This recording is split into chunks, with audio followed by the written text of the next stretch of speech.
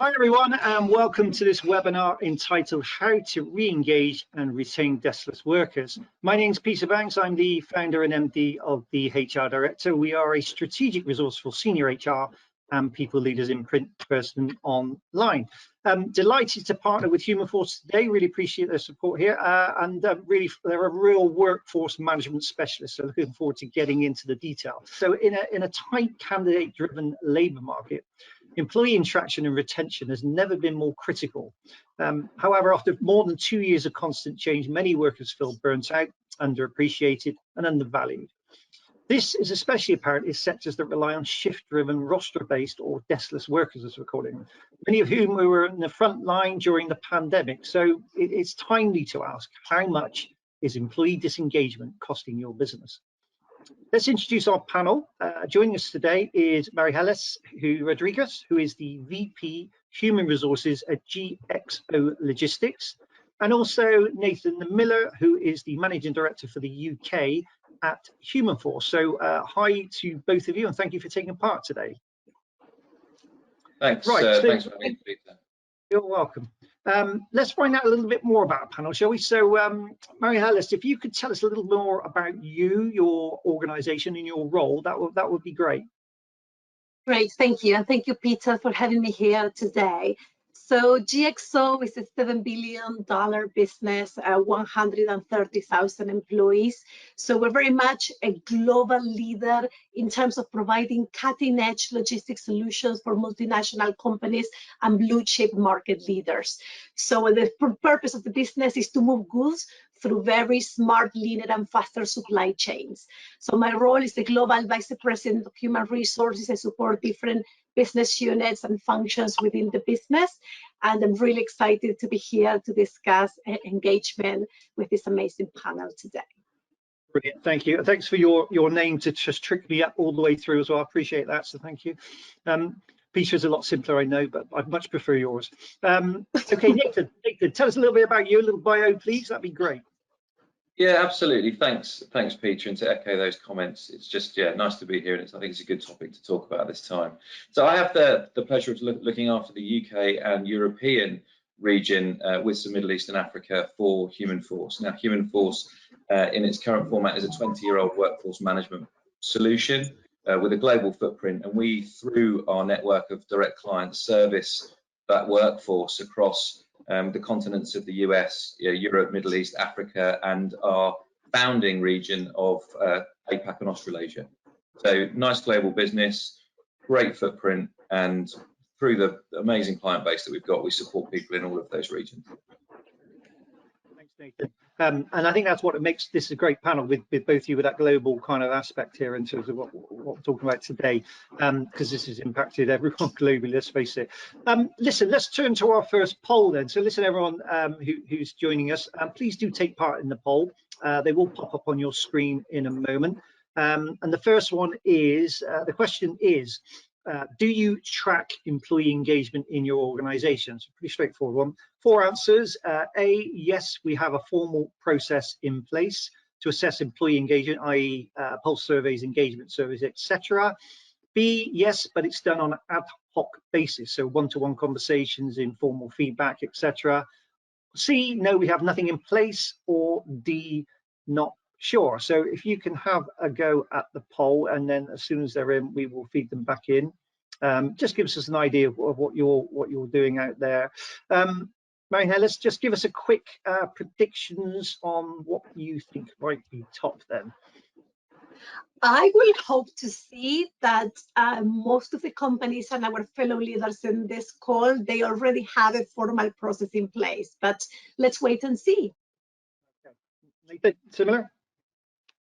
I think from the experience we've had, a number of businesses will have something in place. A number will also probably have an ad hoc basis.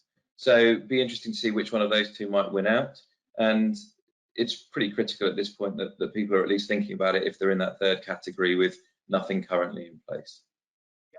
Okay. So I can come back with the response now. So yeah, it's pretty much at 53%.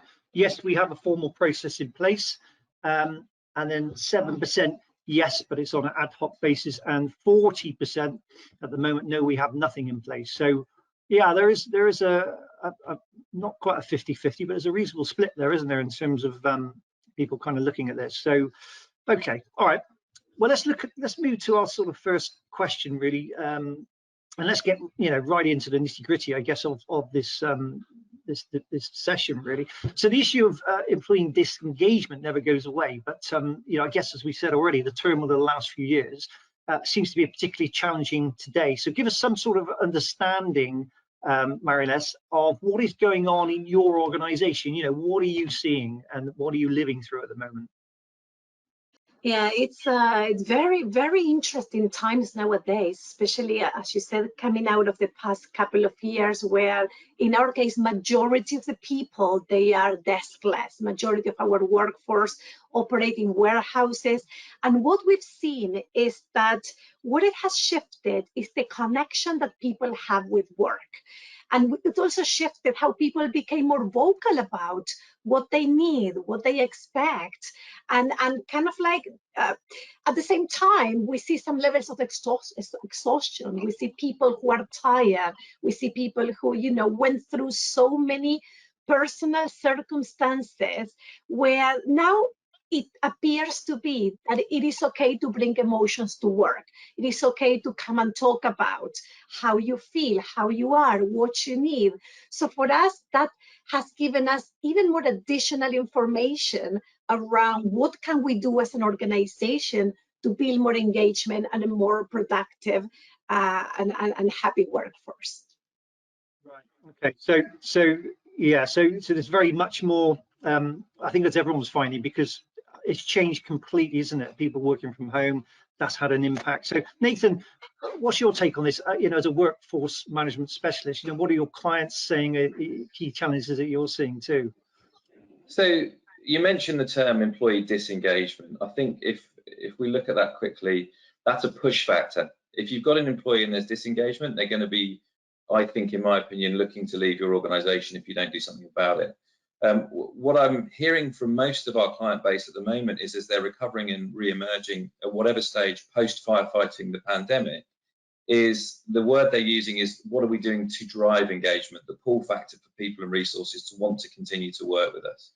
And most of them are actually in a position where they're recruiting. I don't think in the UK market at the moment you can walk past a business that doesn't have an opportunity to work with them at some point in a window, on a Waitrose van, driving past you in the street. So we're actually, to my mind, looking at what are the improvements in engagement that we can drive at this point. And our clients are saying it's an absolute critical factor in recruitment. And it really falls to three things. I like to think about engagement at work as being part of a triangle of fun, money, and learning. You need to be paid something to do your job. Ideally, you want it to teach you something. And if you're even more lucky, it will be exciting and it'll be fun for you. Now, you'll tolerate the three of those in varying degrees, with 2 out of 3 keeping you there. If you've got 1 out of 3, you're probably looking to move on. Disengagement will be high. If you've got 3 out of 3, you're probably going to be fairly sticky. And if we look at the definition of engagement, it's about agreeing to do something with someone together. So in a work sense, keeping engagement high means that you'll retain those staff. So we're seeing a lot of recruitment requirement. To answer your question, is a key challenge, and it's differentiating in the market that our clients are looking to do, whether that's through software platforms like our own, and actually just assessing their own employee engagement proposition and writing it if they don't have one. Yeah, and so you mentioned then, this high disengagement and what that might lead to. So are different are there differences in organizations that rely on deskless workers? So I guess, do the same fundamental engagement principles apply whether they're desk-bound or deskless, in terms of a workforce? I think the answer to that question would be different if you asked me at the start of the Industrial Revolution and about 100 odd years ago. Asking me in 2022, my opinion of the workplace requirement is those two circles of consideration around deskless and desk workers has overlapped. Take the UK market. In 2017, there was a Taylor review conducted for the gig economy. The gig economy could be a really good example for us to use, because for those that don't know or may well know, the gig economy is people working in a more transient way, potentially through a platform, but to take less secured work. There were about 1.3 million people in that survey in 2017. The number of gig economy workers just in the UK as a metric will top 7.2 million in 2022. And most of those people, 1 in 6, are taking work that is in addition to a full-time role. So we're seeing people work very differently. And if you look at that number globally, I think globally, the population of non-desk bound workers is 2.7 billion people. So I think we need to view deskless and desk worker engagement in a very similar way, but with nuances that are specific to our business, our region, our organization. Because you could be talking to that desk worker, but they are very often desklessly working somewhere else. So those stickiness, those retention and engagement factors may well be the same. Yeah, okay, a question actually is coming quite early here, which is quite a good time to ask it. So, and this is there really employee disengagement? So it's a question ultimately, or a fundamental change in the outdated model of psychological contract between employers and employees? So that's an interesting question. I don't know, Nathan, would you like to go that So first?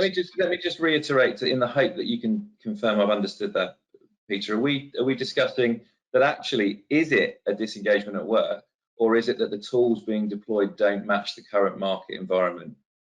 I think it's more about the psychological contract between employers and employees. Suggesting is that an outdated model, and actually, therefore, it's not about employee disengagement. That's well. So I'll give you my opinion. My opinion is employee disengagement is a product of factors that drive someone to affect change on their environment. So I would be disengaged and probably look to leave the organisation. The metric you can use is staff turnover or the lack of retention number to measure that.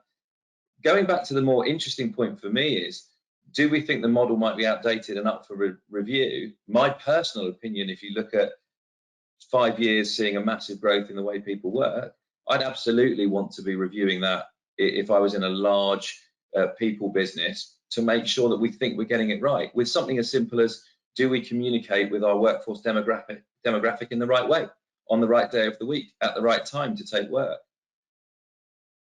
So just to give you a really good example, a number of our clients are trying to become more efficient with the use of the software and the systems that they have, and they're looking at streamlining the way they communicate with the workforce who are mobile dominant, want the communication of an evening, for example. So that's one client that's looking very specifically at just how they communicate and when. Mary, what do you think? Are you looking at this in terms of this outdated psychological contract, or don't you believe that exists? Where are you? Well, we are. For us, engagement is a business imperative, right? We take it really serious. And one of the things that is really important for GXO is how we link it to culture, but also how we also build the link to what we call inclusion and belonging. So for us, people might change, people might need different things, but there's a core, there's something central, which is how do we make sure that people are at the center of everything that we do. We are a people business. We sell warehouses, people, and technology. So for us, driving that engagement is key in terms of not just delivering on some of the company metrics, but also from a customer satisfaction, etc. So I agree with what Nathan is saying about, how we have to evolve, especially organizations who are larger like ours, in terms of looking into what tools you use, how do you approach it. But at the end of the day, in my humble view, human behavior didn't change over the past 100 years, right? People, we are a combination of mind, heart, soul, or whatever you want to call it. And we have to make sure that we understand what people need, why do they say that they need what they need, and how the organization find a structure with processes, tools, systems, ways of working that help drive them that engagement through it. So I think it is very interesting, and I also agree with what Nathan is saying about that we have to respect that different cultures, different mindset, different regions. You have to appreciate that people are coming from different places, and for us, sometimes you have warehouses where you have over 20 different nationalities, ethnicities, languages, and you have to ensure that they all work together, that they all drive performance in a way that delivers on those business outcomes. And that's why for us, building an environment of inclusion and belonging has been a key driver of engagement. No matter where you are, no matter geography, time zone, different things, it has been a good recipe for us as a way to mitigate disengagement. And I think, listen, the point is we've had such huge change over people working in a very different way out of offices completely. This is all kind of, we're in a transformation, aren't we, sort of time here.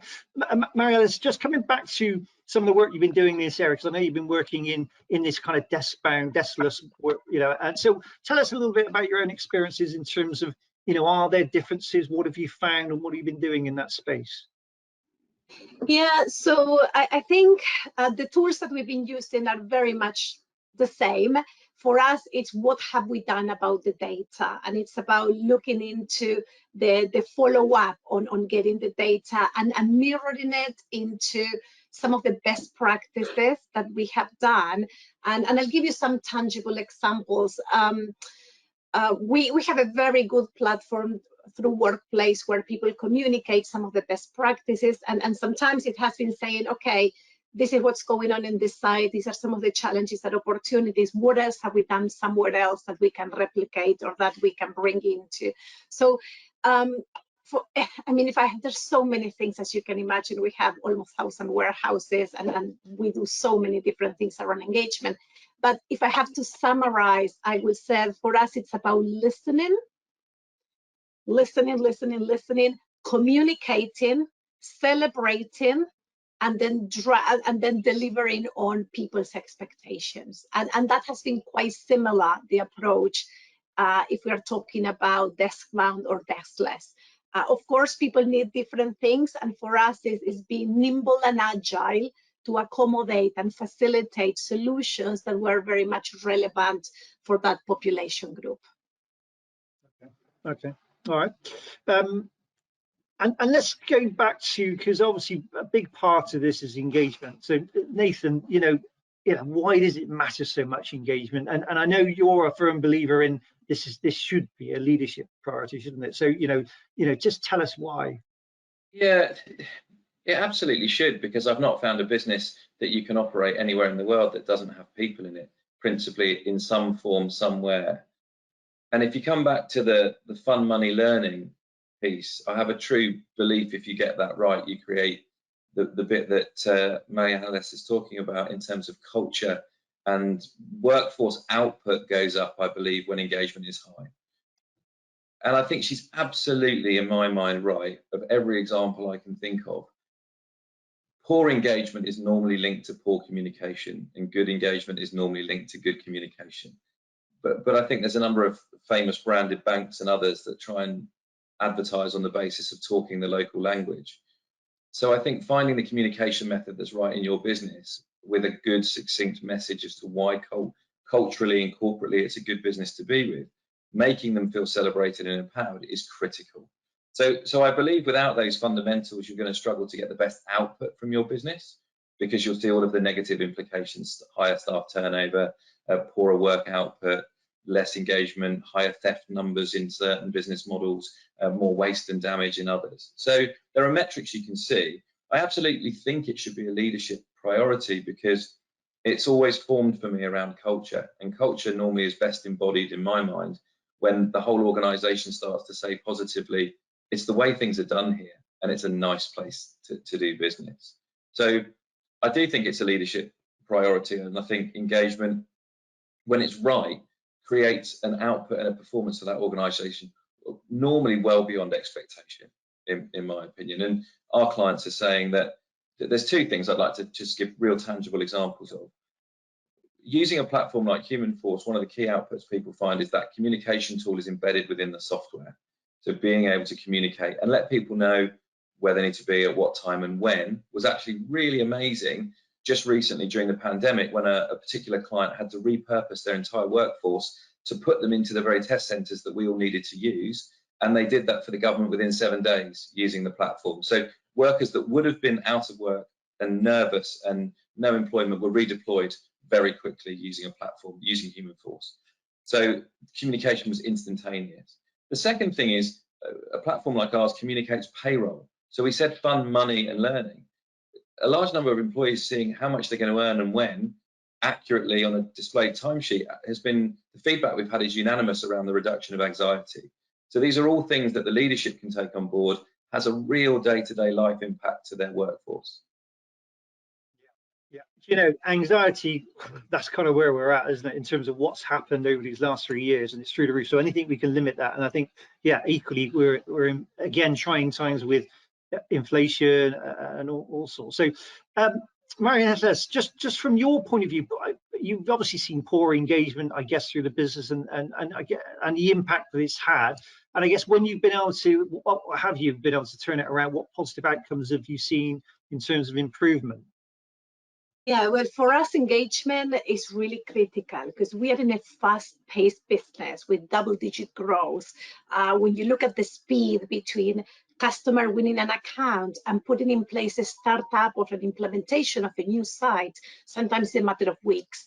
So for us, having a disengaged workforce is not, it wouldn't allow us to grow at the pace that we are growing. And especially when you think about how much is linked that discretionary effort from the workforce to a highly engagement score. So we manage that. We look also into how also engagement metrics map against some of the other metrics and some of the other information that we have, and some of them are linked, you know, some standard ones like absenteeism, attrition, but also then starting to link it with some of the softer one like exit interviews, link it to inclusion surveys. So for us, it's looking into engagement as part of, we look at building a high performance organization where engagement is the key factor that help us map into what are the problems that we have to sort it out and what type of solutions will help address it.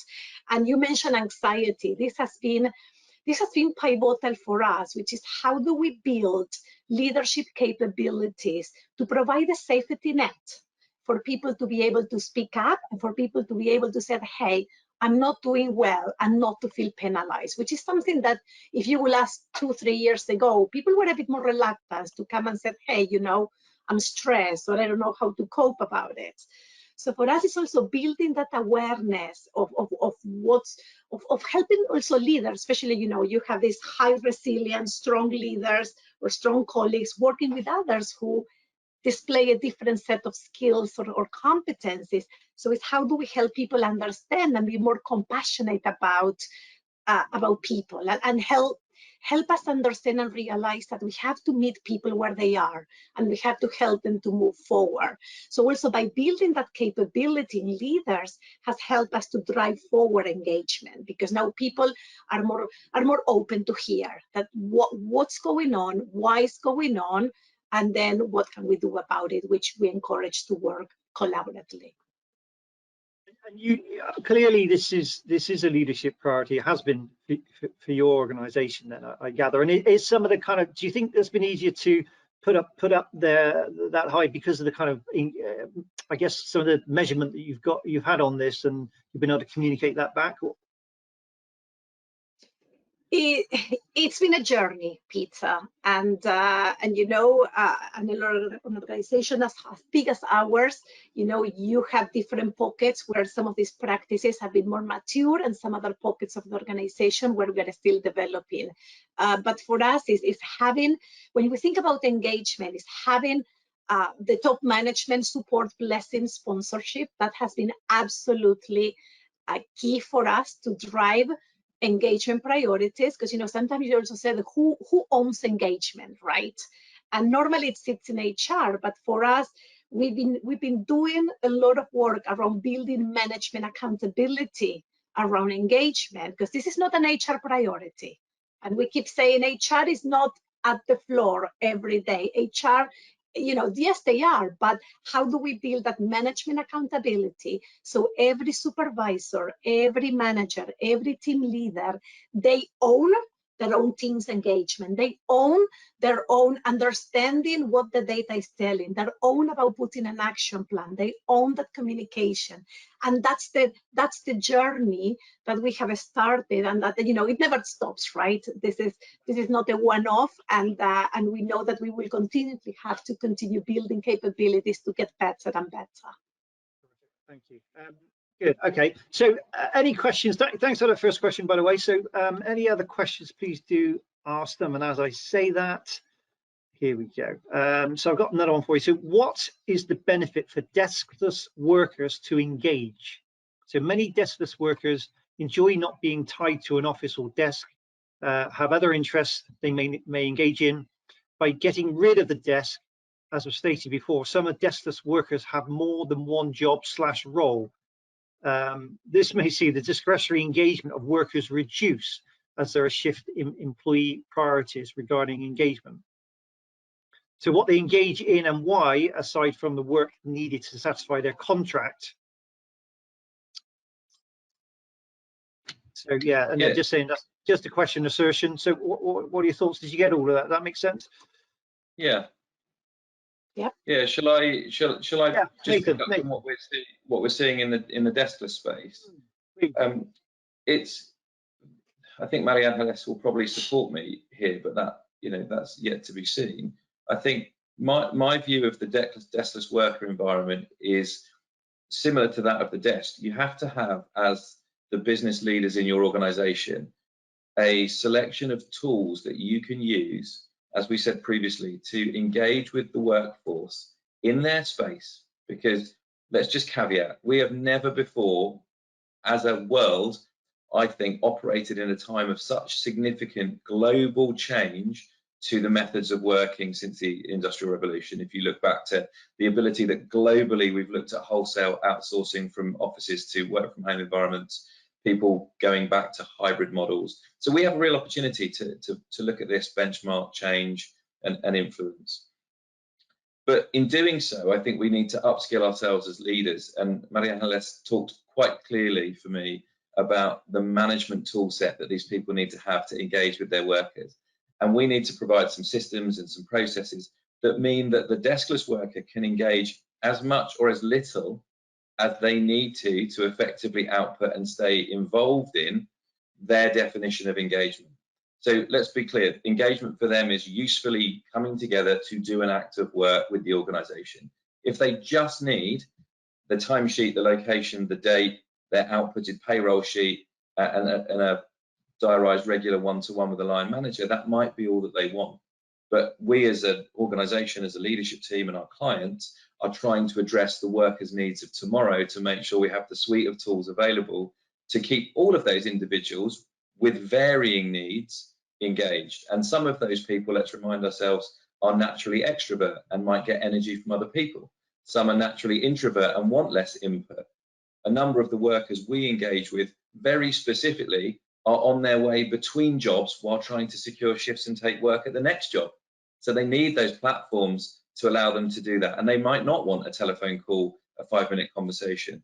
So it's about a toolbox for me, Peter, to allow you to provide a scale of engagement, and engagement to me is contact point communication. Let's have a go at that one.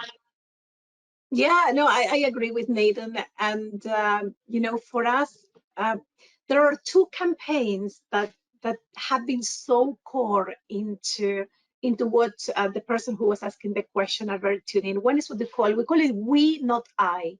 That resonate a lot with especially deskless worker, where we help them to see that how what they do contributes to the team goal, to that warehouse goal, and that has been very powerful for people to start thinking more collectively, and for people to have the reason for doing what they need to do. And that's also linked with the second campaign that is linked to what I mentioned at the beginning of the webinar around building that sense of belonging. And this campaign is called We Belong. And we've been very actively encouraging people to bring their true self to work. And by providing that invitation, we have allowed people to express their individualities, their nuances, and then just to be themselves, right? And for us, those two campaigns have helped us to bring that discretionary effort that the person who was asking was talking about. And as you can imagine, I'll give you some context. So we normally have warehouses where you have warehouses parts where, you know, people can move to the next warehouse for 1 more cent an hour. And people don't move. They don't move because of the culture. They don't move because they know that at GXO, they belong, they will be included. And on top of that, you know, we have other things like from a career development perspective, where everybody can have whatever dreams fulfill. So if you want to be a driver, you have a driver's academy. You want to be a supervisor, you're going to be on a rotational program. So also we have what we call the MyGXO University that runs with different colleges, where deskless employees, desk-bound employees, anybody can look at what's out there for them. So what we say is, come to work for us. You will be part of the family. You will belong, and we will help you fulfill your dreams. And those messages have been so powerful, especially with deskless employees, because most of the time they just join a role, I don't know, like a palletizer, or they start early in their career and they said, what can I do? I cannot support my studies. I cannot do this. I cannot do that. So a big driver for engagement was to say, what do you want?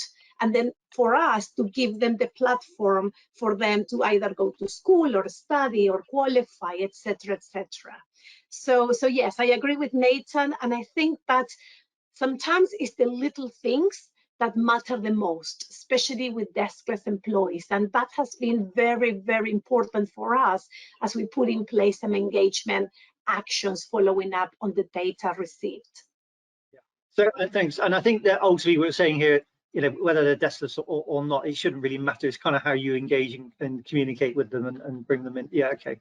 And that was Nicole. So thanks, Nicole, for that. And Nicole made the point here as also she totally believes it's the second industrial revolution, which, you know, she may not be wrong there. It's such a huge change we're going through. So Nathan, let's look at cost to the business here. So I guess of disengagement, you know, how can you assess the impact or cost of disengagement in your workplace?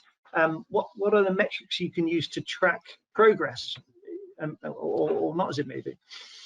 So I would flip the question back to those watching and tuning in, that they would need to assess the most direct metrics for their business. But there are some pretty standard ones I've worked with in the past that give you an idea around your engagement or disengagement.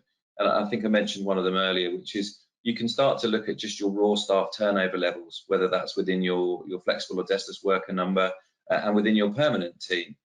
Because I think as HR leaders or senior leaders in our business, you'll have had someone put that quadrant up on the wall that talks about a highly engaged, highly motivated, intelligent worker that you've got doing the right things as being a superstar, and then you've got highly disengaged and disenfranchised skill level worker down the bottom left. And we tend to be more worried about the group that's highly capable but disengaged, because they hang around in our business for a while and they can be quite disruptive. So you can start to see early metrics in those lever numbers. If you haven't got those, then some form of communicated survey system is really useful if you're wanting to go and get a snapshot of your situation.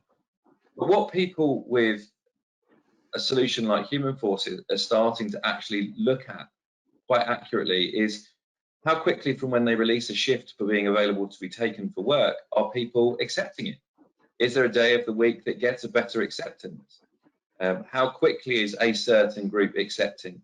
And a really big metric for flexible workforces, where you're using a percentage of a labour pool at any given time, is are you getting people that aren't actively engaging with the ability to take work over a period of time, and actually they are highly disengaged in what you're doing, and go and ask them why.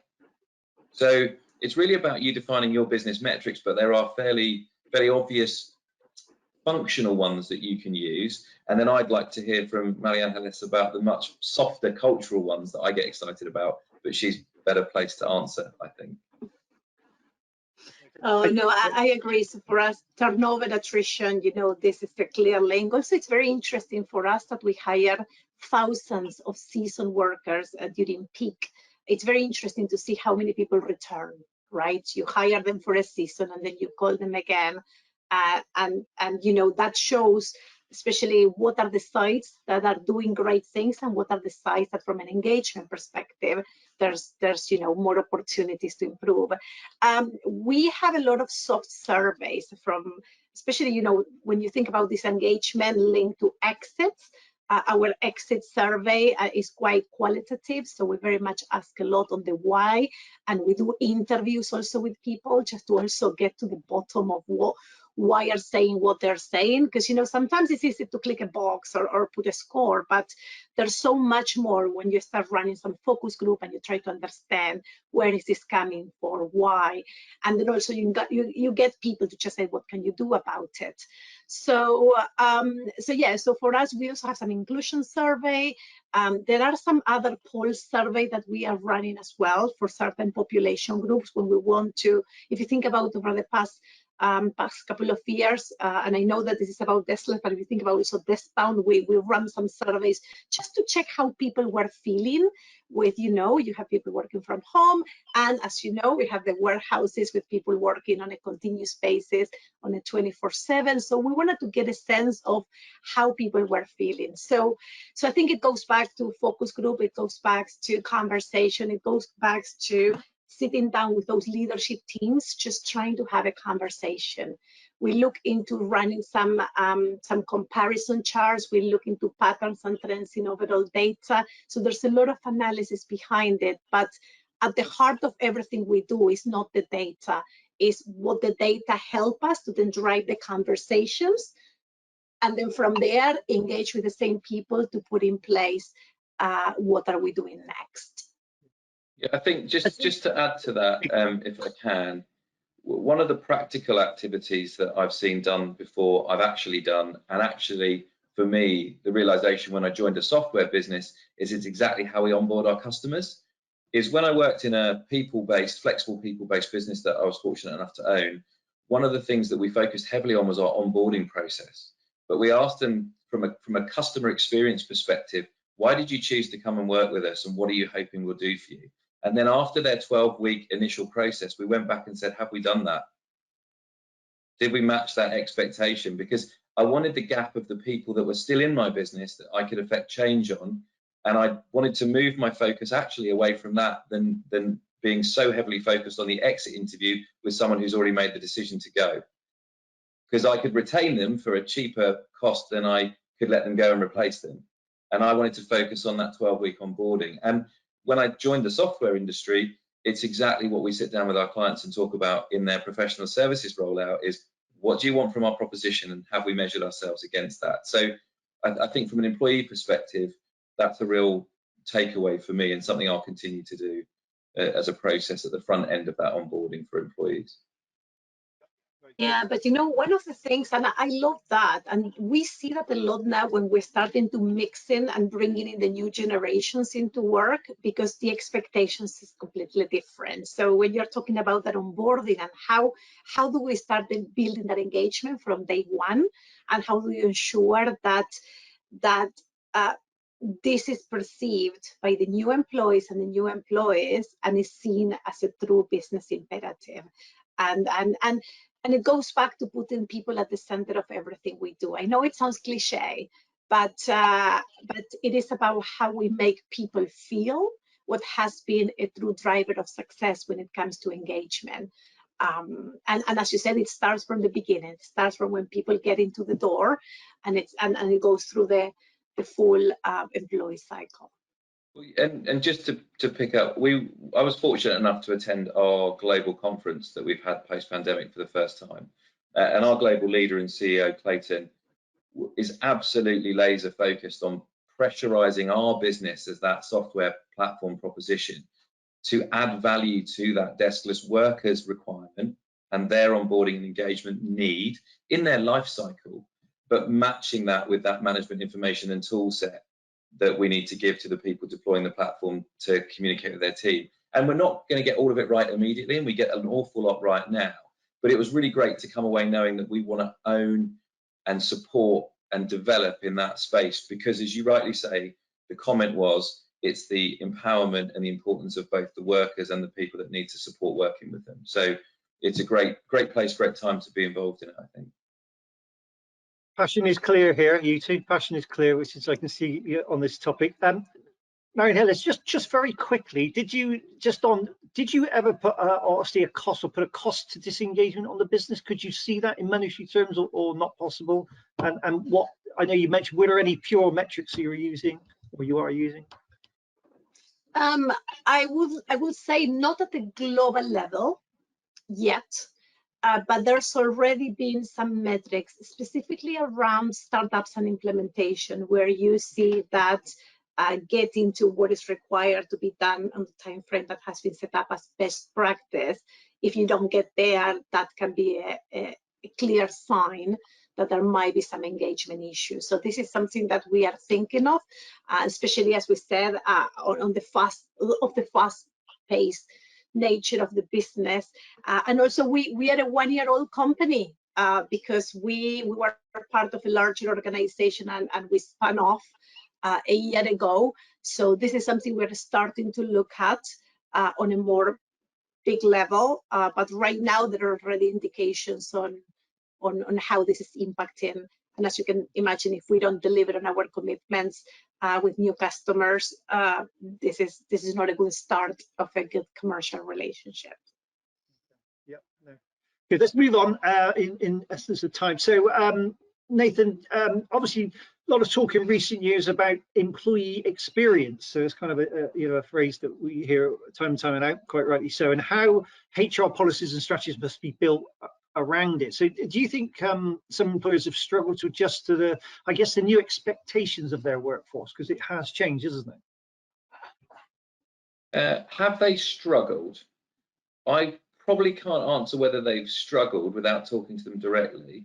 What I would say is they've had, if you go to the policies and process required around recruitment, so many people have been firefighting their way out of this scenario that they probably haven't honestly had the bandwidth to sit there and re-strategize until this point. If you take some of our clients just in the UK within the care sector, they've had mass outflow of workers, lack of ability to re-recruit, they've been challenged with the impacts directly of the pandemic. They've had no capacity to think strategically up until literally this point in the last couple of weeks. And we've been actively talking to and engaged in people in that space for the last 12 to 14 months. And only now are they coming back and saying strategically we're at the right time to look at our software proposition or our ecosystem or even our strategies and policies. So I think we'll continue to see them evolve, Peter, and I think that will be a reaction to each industry's need, but especially the transient labour market in the UK, most of Europe, that I've experienced in airports, in travel, within the hotel, hospitality, retail sector, care. They've all been firefighting to this point. So I would imagine a number of them are very heavily now looking at what are the resolving factors they can deploy to change the situation they're currently in. Yeah, no, I did agree. It's very much a work in progress, isn't it? Learning from what's gone on to date. And yeah. Marion, so from your, I guess, do your employees have different expectations now? Again, have you had to adjust or are you making changes? And any examples of those? Yes, and because we have this speak up culture and we welcome feedback, you will see thousands of comments on there's one question on the survey around what can we do to make this a great place to work, and it's an open field, and I can guarantee you that top management read every single comment, and for us it's been great because this is about co-building it, and whatever solution we put in place needs to be tuned in with our business priority, but also with what employee needs from us. So yeah, so I think there's a part of me that thinks about, did people expectations change completely, or are people more open about talking and discussing about those? And I think it's a combination of both. I think that there is a big shift in the market, and I mentioned this earlier, linked to how people connect with work, what people expect, the purpose, the meaning of work for people, that has shifted in line with what has happened.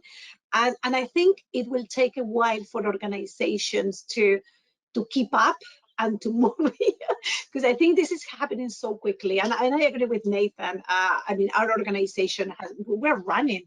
We are capturing this massive growth opportunity, and it is hard to sit down to strategize and to be faster than the pace of people and their needs and what they expect. But you know what's good? That it's on the radar, it's on the list, and at least it's allowing us to now say, okay, what do we do next? And that goes from system, tools, processes, ways of approaching it, etc., etc. So I think that yeah, it's a big experiment in terms of what are going to be some of the future engagement trends, and how can organizations start shifting it. Yeah, and it's obviously been a time of reflection, isn't it? And you know, so I can see exactly where you're going with that. But okay, so let's do another poll then, so everyone can have a go at this one. That should pop up on your screen in a moment. So this is A or B answer, but is employee disengagement an issue for your organization right now? So either A, yes, or B, no. So that poll should pop up on your screen, hopefully. And if everyone could take a check of that one. Any minute now. Any thoughts on, well, what, I guess we had a split before. So what do you think, Nathan? Do you think there's going to be an even split here, or? I think we'll see an even split. Let's go with that, and we can discuss why in a second. Okay. Marianne Hurst, do you think the same? Yeah, agree. I think, yeah, well, let's let these come in a bit. At the moment, 83% yes, 15% no. So not such a split, not such a split. Any surprises there, Nathan? That's a higher percentage of yes than I expected, based on the fact that I thought a number of people may or may not want to share necessarily openly that they thought there was a challenge in disengagement. I'd be keen to ask the next question, why do they think that is? Yeah. Well, if anyone wants to pop that question on, please do, and we'll get to that one. Okay, well, let's move on, because we've got a few more questions to get through. So, and that, yeah, ended up 86%, 14%. So it's 86% yes was the final results there. So, okay. Marianne, let's talk about, is there anything in your particular in your organization that is doing to keep people engaged with their job? So I guess, you know, any steps you've taken, initiatives you've tried in terms of that real engagement piece there with their roles? Well, on a high level, as I mentioned, it's linking engagement to culture and that sense of inclusion and belonging. So this is what we've done, if you have to ask me to summarize. But I'll give you a few of specific things that we've done. So for example, for new people coming in night shifts, that, you know, they're very hard, right? And we have provided sleep and eating habits training to help them to navigate better how to work on the night shift. We recently launched a very massive well-being campaign in the UK, actually, around mental health and well-being, where we even have some employees who are like yoga teachers who have recorded videos to help people to do some mindfulness and these type of things. Then, you know, we put either a QR code in the canteen on a poster, or we send a newsletter, or we advertise using the different methods that each one of our warehouses have in order to communicate it with people.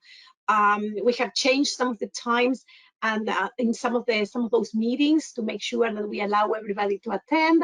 So it's a small thing. So we celebrate now. I mean, we've done it before, but now we're more consistent around how do we celebrate when one of our deskless employees have an achievement. Let's say that someone has graduated as a workplace driver, or someone has finished a safety certification. So, you know, so we celebrate it together. We make people feel that the fact that someone has an achievement, it's an everybody's achievement. So these type of things have really, really helped us. And it's again going back to building the culture of inclusion and belonging, and help people feel that GXO is a place where they can succeed. Nathan, again, what strategies are you suggesting your clients then to improve engagement for their employees? You know, what's working, what's not? Give us a flavour. Well, so we might fall out slightly here, Peter, in the sense when I tell you that I get slightly frustrated when I discuss strategies, because quite often a number of them get dusty and die inside a book, having never become a repeatable daily action. So I tend to like a strategy if you can articulate what is the thing that we're going to do every day to affect change. That's when I get happy, because the strategy will come to life.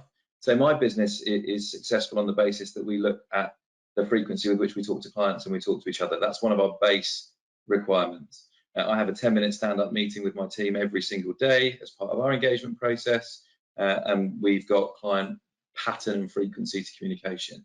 So it's always the strategy that they talk about is trying to get that client to define the repeatable physical action that they're going to do to affect change. So I will give you one, and it's for flexible worker environments with large scales of people. We had clients with multiple venues, all targeting the same London-based resource pool, and they were communicating with them independently as venues. So that worker was receiving 10 to 12 communications to take work potentially on a given day as a flexible resource within that organization. So we sat down and had a strategy day, but the repeatable, definable daily action was to not send them an email from every venue simultaneously on the same day. It was to define the offer and opportunities day for that business to be more organized in their rota planning for the week and to communicate at a known time window. So the employees and the workers knew that's when I'm going to get my work offers and I can plan my week, and that's when I can accept and reject my work opportunities. And I'm reducing noise, I'm reducing dilution, and I'm increasing my effective action as a worker.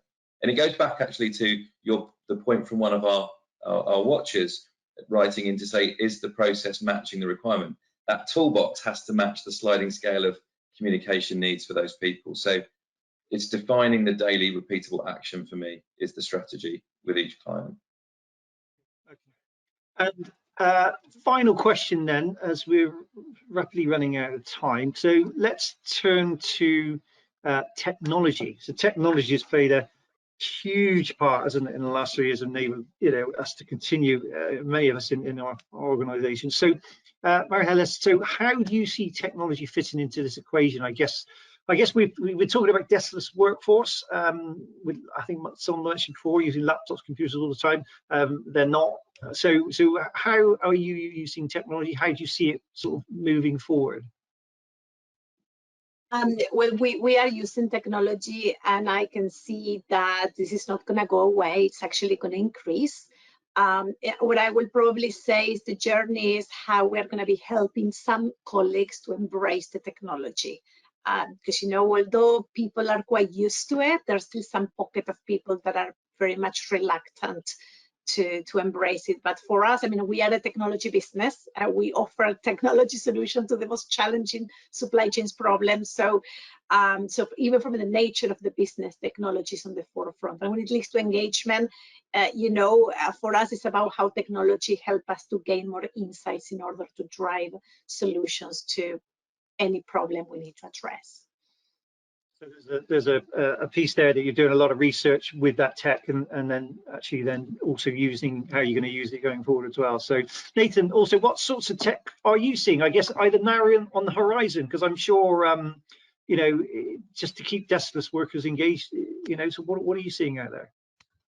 Yeah, I think that's a really good point. So let's talk about it in two parts. We're a technology business, so our first and foremost priority is to make sure we ask questions, listen, and futurecast the technology capability that our platform needs to deliver to stay relevant and useful, because it will be relevant, credible, and useful if we continue to listen to those changing customer demands. We see that trend being a heavy shift continuing towards mobile software usage, so software being used within the application on a mobile phone, especially for deskless workers, high adoption of mobile phone usage for the taking, the requesting, rejecting, administering of their work requirements. And that's been a growing trend. So for us, the technology we need to keep across is hardware technology changes to make sure that our solution is deployable across all of the ever-changing hardware landscape, both desktop, mobile, and terminal, so a kiosk. And I think that's just a continuing trend for our business. But we're trying to position to continue to be very mobile centric for the workforce, but thoughtful about the other types of workers that are going to need to utilize the system in a based capacity, and will continue to evolve, I think, in line with that marketplace trend and the demographic changes that we're seeing, because we've got a generation who are absolutely sort of born tech native now, but we have a workforce that still very much might be based on Maria Angeles' original point, regionally less directly linked to mobile phone use, or age-wise less directly using mobile phone technology. So we have to be thoughtful as we evolve. Yeah, I mean, we're a great believer. I'm a great believer in that. You know, we communicate, we're a resource. We communicate how people want to receive that information, and you know, is it on a laptop? Is it on an iPhone? On an app? You know, so yeah, I guess everyone communicates in different ways, and they're at different levels. So I think tech is becoming, it's just becoming, they're making it a lot easier, a lot more visual, aren't they? So there's a lot of simplification, which is fantastic. So. Okay, we are nearly out of time, so I think just if there are any other questions, please let us know. But I think really what would be good, if you don't mind then, you two, perhaps just a sum up then, maybe if you could give us, say, 3 top tips of really just back on topic, really, how to re-engage and retain deskless workers. Maria Angeles, could I come to you first, please? Sure. I would say make engagement a business priority, or a business imperative, number 1. Second is link it to the culture. And third one is build manager accountability. That would probably be my top tips to drive engagement in deskless employees. Well, in everybody, to be honest. Thank you. Nathan. Well, it's really only to echo those points, because I think they were so perfectly put, and add, from my perspective, the people we've heard from today that maybe haven't got a plan in place, sit down with the senior team that you want to have initially, and most importantly, representatives of that workforce. Ask them the question and shape your employee engagement proposition from the day they join that business through the life cycle of how you're going to work and be engaged together. And just check, have you got the tools to help them access that work and be successful? And then just test yourself against, are you offering a framework of fun, money and learning? Because I still firmly believe that's a lot of the reason, as Maria Angeles has said, people come to work for that same psychometric requirement that they've had for a number of years. I don't think that's changing anytime soon. Good, lovely, thank you. Well, that brings us to the end of today's webinar. So we do hope we've provided you with some key learning, insight, best practice and methodology to help with your own strategy, Nathan, to re-engage and retain your deskless workers, but make sure equally that obviously you're doing something with that strategy, as Nathan said. My thanks to our panel today. So Maria Angeles, thank you so much, and Nathan for your excellent insights and knowledge, real pleasure, and also to Human Force for partnering with us today. There will be a recording of once we've edited it for you, so you can revisit with colleagues, etc., and share, and we will pop some other resources as well there for you. Thank you all for watching and taking part. We do appreciate it, and we hope you can join us for another webinar in the near future. So thanks, Maria Angeles, and thank you, Nathan. Bye for now. Thank you, Peter. It was great having you here. Bye for now. Bye for now.